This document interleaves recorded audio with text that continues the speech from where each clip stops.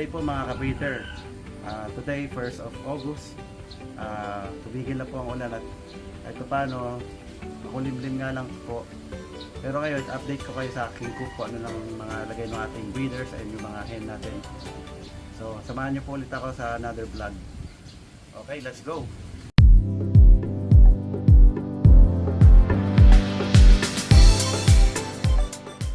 Ayun po, at dahil nga po umaraw na mayroon tayong chance na ilabas sa ating mga alaga sa lupa, nandun sila, binaba ko sila isa-isa.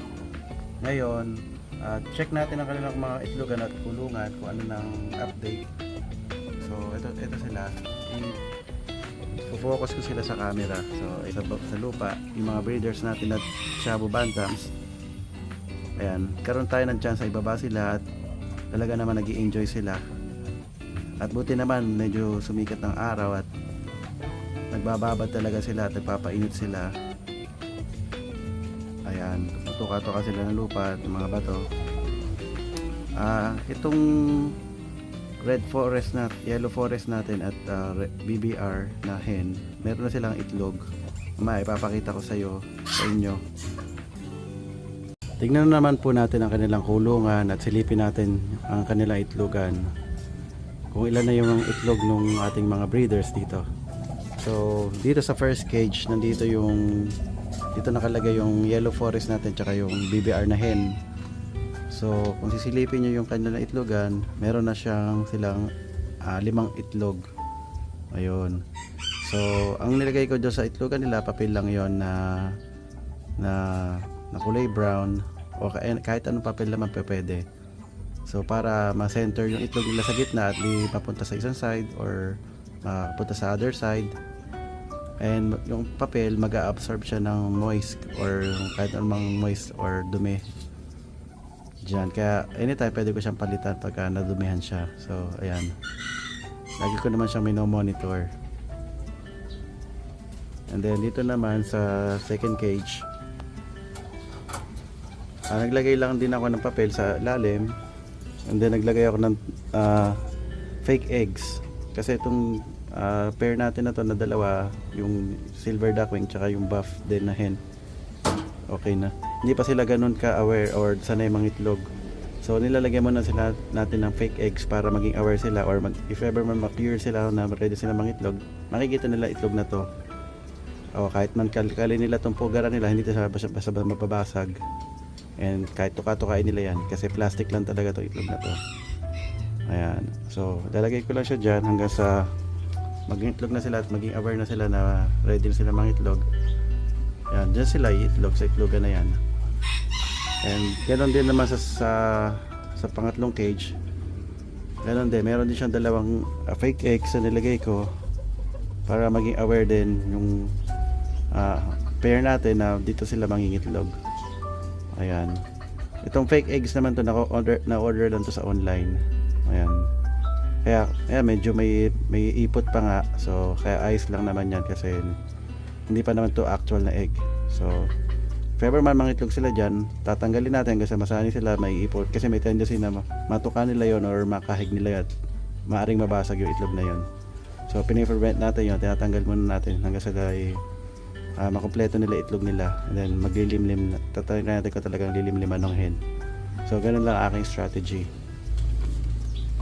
Okay, then dito naman sa last cage, ayun, yung white natin tsaka yung pile, meron na siyang 3 egg. Ito po talaga itlog nila. And dito kagandahan naman po dito sa kanila, natutunan nila mangitlog kung saan talaga mangitlog dito sa tamang pugaran. So ayan, dito sila nangitlog. Nung una, nasa lapag lang ang egg nila. Then ginawa ko sila ng itlogan na ganito. Then sa mga dumating na araw, ayan, dyan sila ng itlog. So ayan, so far meron ng 3 itlog. So yun lang po ang aking strategy. Ayan, dito naman po sa ating cage na to, unfortunately namatay po ang yung pair nitong sarama natin na white hen. Inatake po ng daga siguro nung time na nasa labas ako nung gabi. At saka mapansin nyo po, hindi ko siya nalagyan ng screen. Napakalalaki ng space ng rehas ng kulungan niya. So sa gabi nilalagyan ko siya ng screen para talagang safe na hindi sila maatake ng daga. And then naglagay na rin ako ng mga lason sa mga corners ng kulungan. So hopefully na maiwasan natin or maatake ulit siya ng daga or mabawasan itong daga dito sa ating coop. And then itong triplets natin, naghihintay pa rin sila na ibaba ko sa lupa kasi wala pa available na kulungan. So standby lang muna sila dyan. So mamaya tapos sa mga pets natin, isa na naman lalagay ko sa lupa. At yun po, nakita nyo naman na talagang ini-enjoy nila yung pag-stay ngayon sa lupa. So, sa mga nakaraang araw talagang umuulan. Ngayon lang ulit sila nagkaroon ng chance na makababa sa lupa. So, hinahayaan ko lang sila. So, para din naman sila makaroon sinaga ng araw. Ayan, para din naman makatuka sila ng mga bato-bato or lupa dyan sa ating coop. Ayan, dala lang nila tingnan, no? Magkasama-sama silang ganyan. Buti naman umaraw na, kahit pa paano ay baba natin sila sa lupa. Ayan.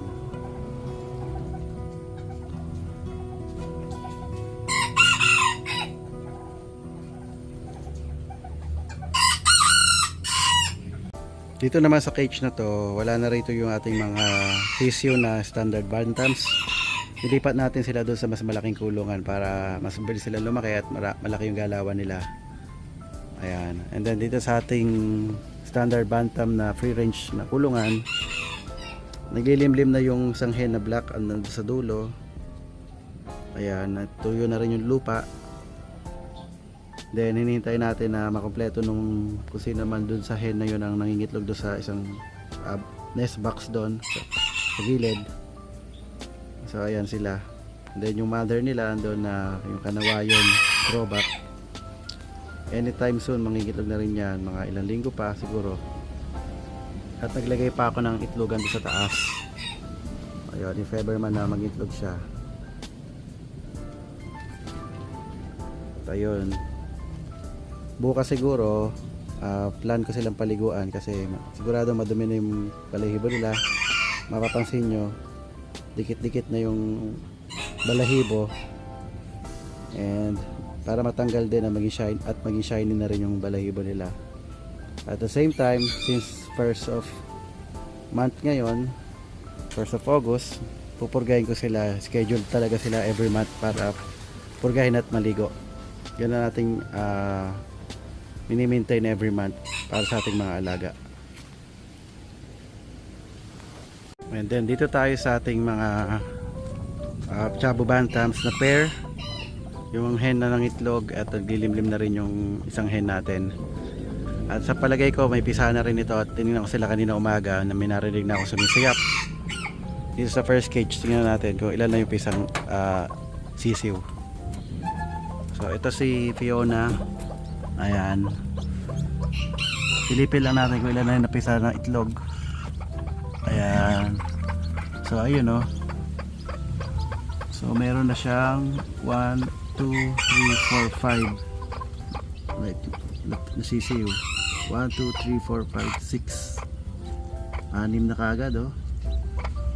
So sa 8 itlog, napisa na yata. Nababa na muna natin siya para mabilang natin mabuti. 1, 2, 3, 4, 5, 6, 6 na nga. So tanggalin lang natin yung mga shell para mas makahinga sila mabuti. Yan, ito yung pinagbalatan, pinagbiyakan. So tanggalin natin para mas malimliman sila nung nanay nila. And then para lumakas sila. And then after nun, lilipat nila natin sila sa brooding cage. Yan, ang ganda nila oh. Tanggalin na lang natin to. Ayan. Ayan. So I think meron pang isang natitira, dalawa pa. So hindi ko na siya masyado checkin at alam ko naman na meron siyang laman. So hayaan mo na natin siya dyan hanggang sa mapisa siya. So So iwanan muna natin, ibabalik na natin yung hen nila para yung nanay nila para malimliman pa sila ng ilang oras bago mapisa lahat. Then check natin kung may talaga mapipisa pa yung dalawang itlog na natira. So ayan sila. Sige Fiona, balikan na sa mga anak mo. Sige na, nanunuka pa siya. Ayan, pupuntahan niya na yan. Ayan, ganun talaga mother instinct. Ayan, tama na yung mga anak mo. Ayan. Sige, limliman mo ulit ang mga sisiw. Certified mother na rin siya sa wakas. Ayan, si Uno. Ayan. So naglabas siya ng color black na sisiw. I think siguro nag-anak din kasi ito ni Pakito eh. So I think nag-throwback siya. So naglabas siya ng black color or barred color. So tingnan natin kung ilan doon ilalabas na short leg or kahit na medium leg or long leg, ikikip pa rin natin. So ayan. So ayan sila. So next naman tayo dito sa their cage, sa kabilang cage. Ayun si Jinky, naglilimlim na siya finally. So pag silip ko sa pugaran niya, meron siyang 5 itlog or 6 na itlog. So hindi ko na siya ginagambala kasi syempre minsan na-stress sa ating mga hen, kaya hindi ko na siya masyadong pinagtititingnan. So hinahayaan ko lang sila hanggang sa mapisa yung itlog nila. Pero minomonitor pa rin natin kung yung itlog bugok, pwede natin tanggalin yun para makahinga or malimliman niya mabuti yung natitirang itlog. And then since mga ilang araw siya naglilimlim, may chance din tayo na i-candle natin yung itlog kung talagang fertile or hindi, kung may laman talaga. So ayun. And then syempre yung rooster na partner niya si Pakito, ayan. Yan lang sila. So ganun lang talaga. So this is the third time na naglilimlim itong ating hen na to since nung nakuha natin siya. Yung mga unang anak niya or second clutch niya sa akin, hindi ko nabuhay mga sisiw no, kasi talaga nag-struggle pa ako. And then may times na napapabayaan ko sila, nagkakasakit, namamatay. So ganun po talaga. And then ito na ako, nalalaman ko na kung paano sila i-breed or tamang pag-aalaga habang nagle-lay sila ng egg or yan, habang breeding season. So ngayon, tag-ulan pa naman, so pini-prevent lang natin na huwag mabasa yung itlogan nila, yun, para hindi mabugok din yung egg. So sinecure naman natin ang kulungan na to. So ayun, so ayan sila. Then lipat tayo dito sa ating tatlong cage na separation. So ayun pa rin si Alus, naglulugon pa rin siya. So tomorrow papaliguan ko sila. And then pupurgahin ko rin.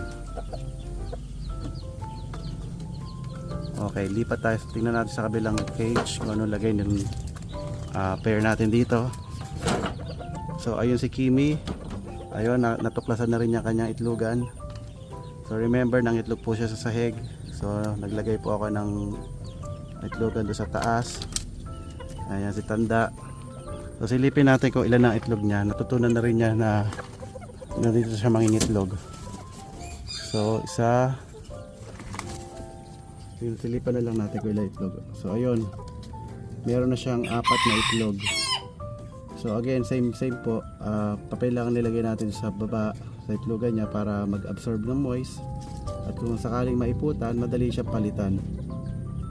So ayan, ni-straight ko lang yung itlogan niya na yon. Siyempre kinakalkal niya po siguro, kaya po medyo nalukot. So ayun, buti naman natutunan niya ng mga itlog dyan. So sana makompleto niya at maglimlim na rin siya. Pangatlong time na to na nangingitlog si Kimi. So proven mother na rin to si Kimi. So ayun nga po, ayusin ko lang yung itlogan, straight ko lang. So ayan, so okay naman po silang dalawa. So sige, hayaan na po muna sila natin na magpahinga. Alright. And then dito si Bruno, as usual, chill na chill pa rin. Mamaya pagkatapos ng mga breeders natin sa lupa, sila naman po ating ilalapag doon para ma-enjoy nila yung araw. Ayan, na hindi na umuulan. Okay, ayan. And then dito tayo sa ating big cage. Nandito na yung ating bantam or standard bantams na chicks. Dito ko sila hinayaan para mas malaki yung galawan nila, mas malaki sila lumaki, diba? At at the same time naaarawan sila sa umaga. Diyan tumatama yung sinag ng araw. So kailangan din ng mga manok yung sinag ng araw para sa kanilang paglaki or para sa kanilang balahibo, para mas ma-develop ang kanilang balahibo habang sila sisiw. So ayan, may mga native dyan, yung ilang malilit na manok native, then yung the rest bantams. So yun na nga po. And then yung painuman po nila, naglagay po ako ng ambroxetil doon since ilang araw na umulan. Naglagay po ako just in case na para makontra din kung ano man ang nasagap nila na virus or bacteria during rainy season or rainy days.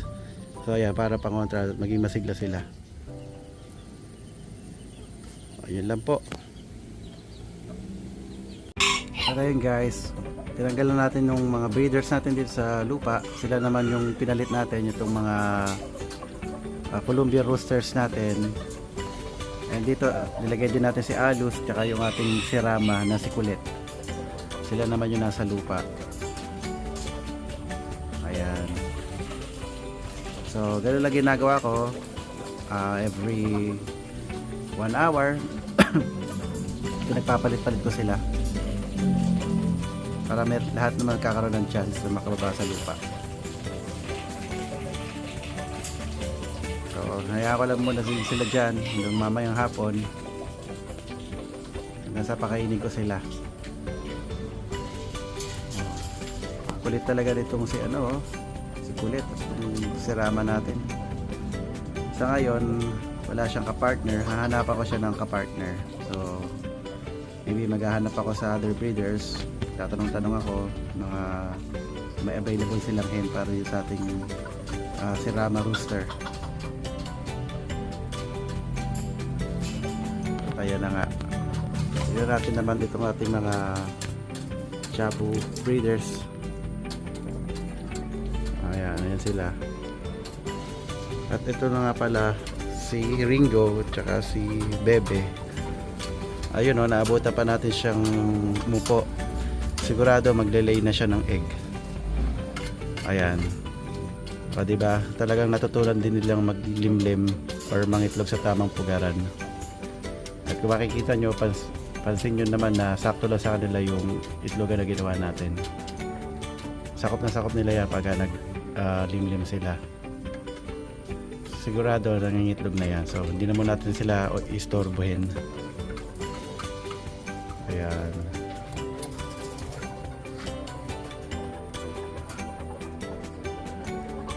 So tapos na yung chance sila na may baba sa lupa.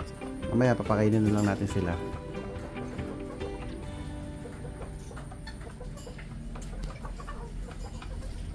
And that's it guys. Ayun. So dito na po ulit patatapos ang ating video. So next vlog po, abangan niyo po ang ating update sa mga alaga natin. So sa mga bago po sa ating channel, please like and subscribe naman po. Sa mga hilig po sa mga bantams o fancy chicken, so please subscribe niyo po ako so para ma-update po kayo sa aking mga alaga or mabigyan kayo mga tips kung paano alagaan ang ating mga breeds na ganitong uri ng manok. So again, dito po, this is PJ and ingat po tayo.